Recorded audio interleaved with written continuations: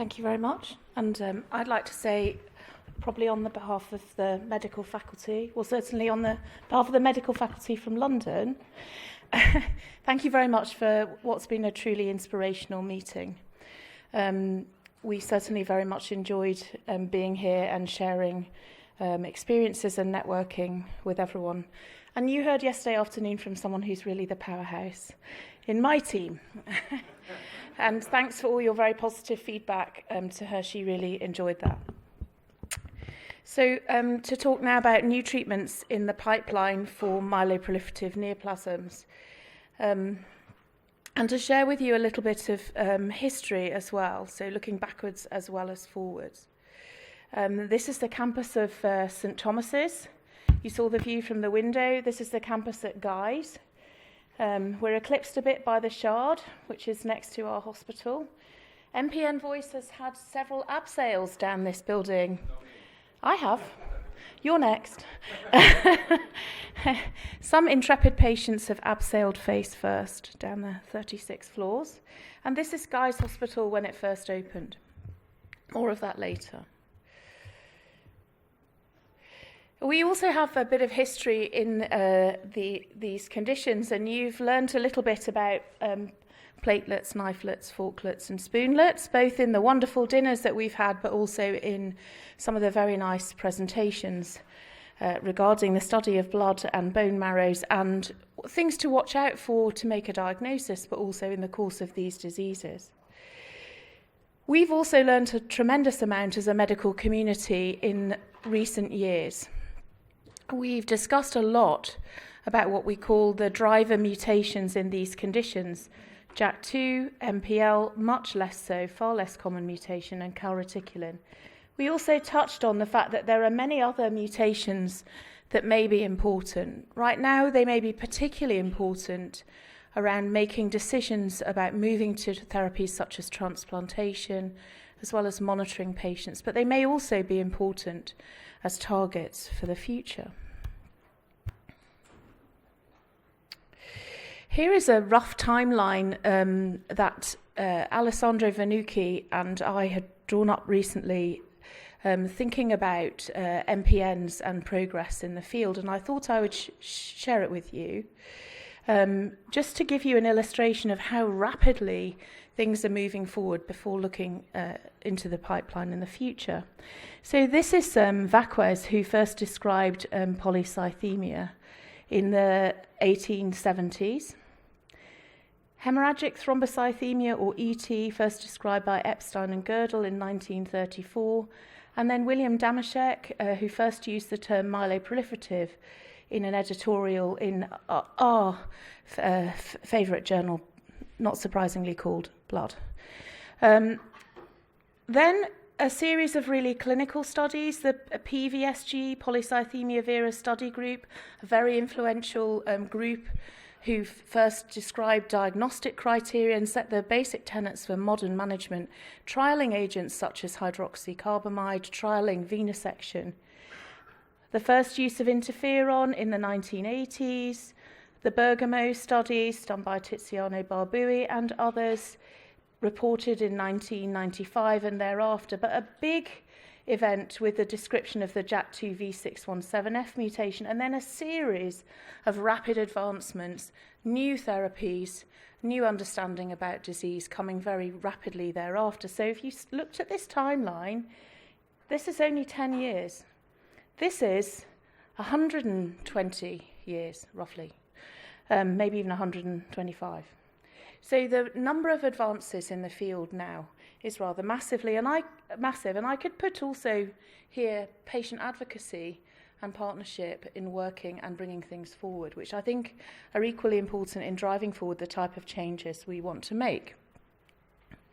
Which brings me to another point.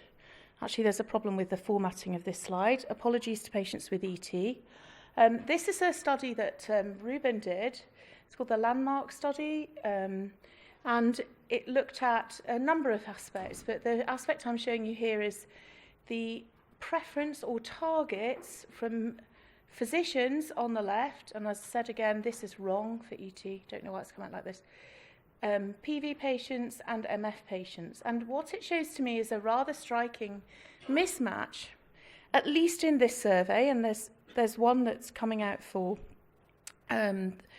Europe, Australia, Canada and Japan shortly. The mismatch between the target for the physicians, which is primarily symptom improvement, better quality of life, slow or delay the condition, is rather small. For patients, slow or delay the condition, healthy blood counts, better quality of life. So there's a bit of a mismatch apparent there. There are many reasons for that which we could doubtless discuss, but this is something that we need to bear in mind as we move forward and try to prioritise what's important, where we should put resources, etc. And in moving forward, a few comments about working as a team. Apologies, I have a family of boys, they really like rugby. I think there's several teams that are apparent in this field. There's the team within the hospital. Yvonne, myself, others, Ruben, his team, Nicholas, his team. There's the team in the patient networks. There's the team of the physicians who network, and there are truly very, very good collaborative relationships in this field. But there's also the team that's represented here, which is very powerful, I think, in joining together our priorities and moving forward, but also in delivering proper research. In terms of thinking forward into what's in the pipeline, I want to make the point to you that it's not all about drugs. It may be all about drugs to some extent in terms of delivering new therapies, but asking the question, how can we slow or delay the condition? We can learn some things from simple blood samples. The description of the JAK2, CALR, etc. mutations, many of them have come from sample banks built up in Austria, in the US, in France, and in the UK. And these are important, and they may well be important in answering the number one question about delaying progression. Another example of a study that's not all about drugs is this study, the MOSAIC study, which I alluded to in an earlier presentation, which was supported by it was D then, it's N now, Voice. Why do MPNs develop? But we've learned a lot from that study with regard to patient knowledge, showing for the first time, as I shared with you previously, that symptoms, a mismatch between the general public, and showing for the first time that MPN patients truly do have a big symptom burden and reduced quality of life. So now let's talk about what you were really expecting me to talk about. New treatments in the pipeline. So again, apologies, grouping together ET and PV. Our focus here is still at the moment on second line. That we've got the questions about interferon, which I mentioned in an earlier talk, so I'm not going to go back to them. But we still have questions, I think, about Ruxolitinib. In the UK, we've been doing a study called MAGIC, which will help us to answer questions about longer-term events with this drug. To my mind, these are really important. Yes, we know the drug can significantly improve quality of life. We know it can shrink the spleen, control the hematocrit. But if I'm going to put a patient on that drug for a decade or more, I really want to know, is it going to reduce the risk of thrombosis, and what is it going to do to risk of transformation? So there are studies underway that will help us to identify that. And the big pharmaceutical studies, response 2, in longer term follow-up will probably help us to address those questions too. This is a quite UK-specific presentation, but we're also asking the question about what is the role of, not of the tamarin, but of tamoxifen upon the JAK2 allele burden in patients with ET, PV, and indeed MF. As a result of some very nice data published by Simon Mendes Ferrer, who showed that estrogen, another aspect of women being different to men, estrogen and the estrogen receptor may well be critical in the interface between the JAK2 positive stem cell and the bone marrow environment. And he was able to show in mice that the use of tamoxifen actually lowered the JAK2 allele burden and reduced the amount of stem cells. So this is something we're looking at. So here you are. Here's his work with regard to the use of tamoxifen, increasing apoptosis, that's cell death, and basically restoring more normal hemopoiesis. It's a very nice paper if you are into reading scientific papers. What about myelofibrosis? What can we expect to see there? So I'm reinforcing the use of this slide and reminding you that our questions are, what should we do for low-risk patients? Should we be using an intervention like a JAK inhibitor for low-risk but symptomatic patients? And what about patients who are failing or not really eligible for a JAK inhibitor? And still, I'm excited to hear the study in Germany of Ruxo versus stem cell transplant, because I think that's really important. So there is a study that's open now called the Rethink study, which is trying to answer the question about use of Ruxolitinib, a JAK1 and 2 inhibitor, earlier in the course of disease. Can we achieve more? This study is a blinded study in patients with early phase disease who have a symptom burden but a relatively normal blood count and have one of these abnormal mutations that increase the risk of development of leukemia and more aggressive disease. So this is a first attempt to answer a question about Ruxolitinib altering the course of disease if given earlier. Am I going backwards? No. Then on to the question about adequate response, resistance, and JAK inhibitors. Now, this is really a difficult question in clinical practice. An observation from the COMFORT-2 study, this is what happened to spleen size of patients treated with Ruxolitinib compared in the control arm. And you can see that very few patients have what we call primary resistance. That means they're not responding initially to the drug. And I would say if you consider spleen response, that number is probably even smaller. But one of the problems we have is we're not quite sure what defines response. We're kind of focusing a lot on the spleen, a little bit on symptoms, but our sister disease, CML, they're monitoring the level of BCR-ABL, which is the driving mutation. We don't really expect to see a change in that with Ruxolitinib, so we don't have a scientific marker.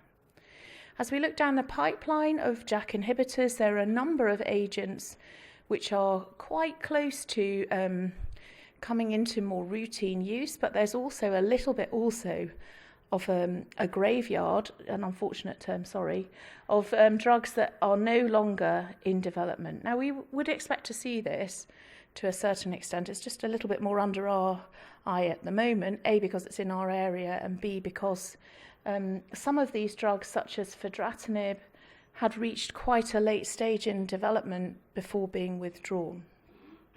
So at the moment, we're in the state that pacritinib, where Ruben and I led one of the phase 3 studies, is still on a clinical hold by the FDA for risk of bleeding.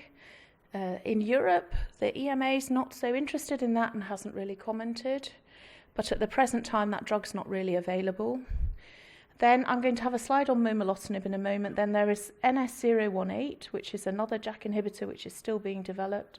And then the JAK1 inhibitor from Incyte, which is also still in development. Concerning momelotinib, which is a drug quite similar to Ruxolitinib, 2 big studies. A head-to-head study against Ruxolitinib has finished recruitment, and then a second-line study for patients developing a low hemoglobin or a low platelet count on Ruxolitinib has also finished recruitment, and we expect to see in the public domain the full results of those trials in 2017, but I'm pretty sure there'll be a press release maybe next week as well. So something to tweet about next week. Another question for us is about Ruxolitinib combinations. Many different combinations are currently being tested. As I looked at the ASH abstracts last night, there's much data with regard to this. Why would we use Ruxolitinib in combination with another drug?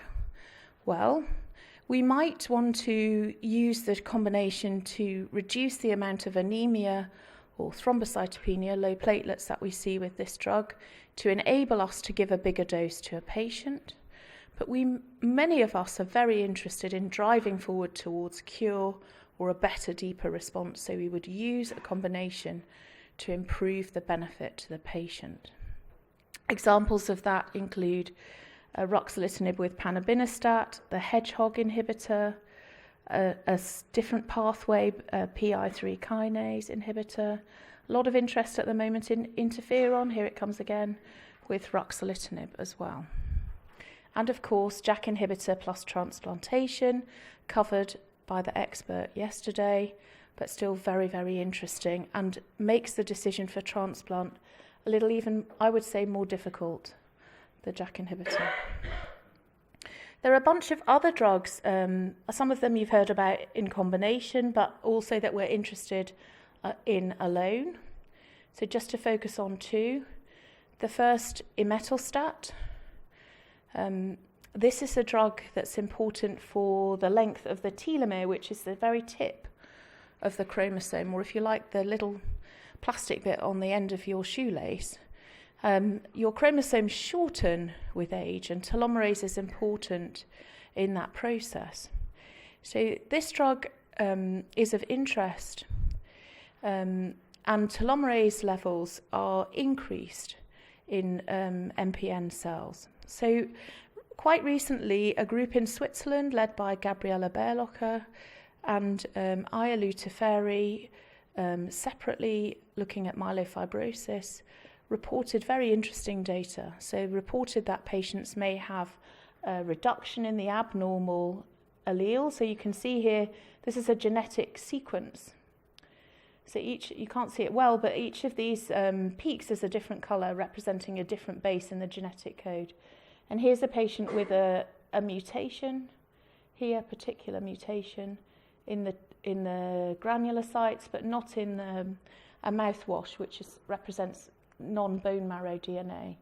After 3 months, and again at 10 months, the mutation has gone. At the same time, the bone marrow was normalising. So that was very, very interesting. And there's a study ongoing at the moment with imetelstat. Quite how the drug works is a bit of an open question, because actually the telomere length doesn't appear to change. So we'll have to see. A few open questions there. Next, another drug which is of interest is the recombinant human pentraxin, PRM151. This probably has a role in the environment in the bone marrow, again, where the stem cells sit. It's been tested in patients with fibrosis in other organs, so fibrosis in the lung, fibrosis in the liver. It has a role in binding, for example, to monocytes and macrophages, which are particularly important in their interaction with the environment. Ruben, Serge and others have taken part in a phase 1 study in which many patients had this drug in combination with ruxolitinib.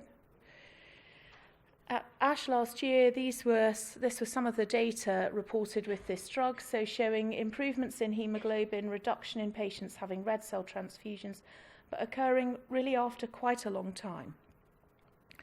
The same kind of figure for patients with regard to low platelet count. So these are really big problems for patients with myelofibrosis. And there was also some normalization of the bone marrow biopsies. So it's, again, a study ongoing with regard to this drug, which has now completed recruitment. So I think those two are probably two to watch, in addition to the modalities that Ruben's going to talk to you about. So this is my last slide, and I'm going to show you a little bit more of the history of my hospital, which I don't mind admitting to you was originally a hospital for the incurables and criminally insane. This is what my secretary pointed out to me as we moved from the beautiful site at St Thomas's, opposite the Houses of Parliament. This hospital had wards that looked like this around the turn of the last century. It evolved during the war years, and now stands here next to the Shard in a landscape of London that is changing. And I think the landscape of these diseases is changing rapidly, and I have much hope for the future. Thank you very much.